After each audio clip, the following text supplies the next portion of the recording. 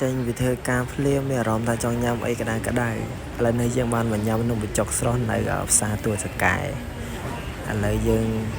ជីមកដល់កន្លែងវងមូលជួយច្វាយយើងជីវិលមកចូលមកហើយយើងនេះបាត់ឡើងកន្លះសាំងហ្នឹងមកយើងទៅត្រង់ផ្សារទួសកែហ្នឹងមក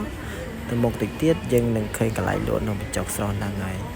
កន្លែងនំស្រុករបស់គាត់គឺកន្លែងខ្ញុំដាក់គូវងមូលហ្នឹងកន្លែងនំបញ្ចុកស្រស់ឥឡូវយើងបានមកដល់កន្លែងញ៉ាំនំបញ្ចុកហើយយើងចាប់ផ្ដើមលាយគ្រឿងដាក់មកឆ្ងាញ់អីដែលយើងចូលចិត្តមក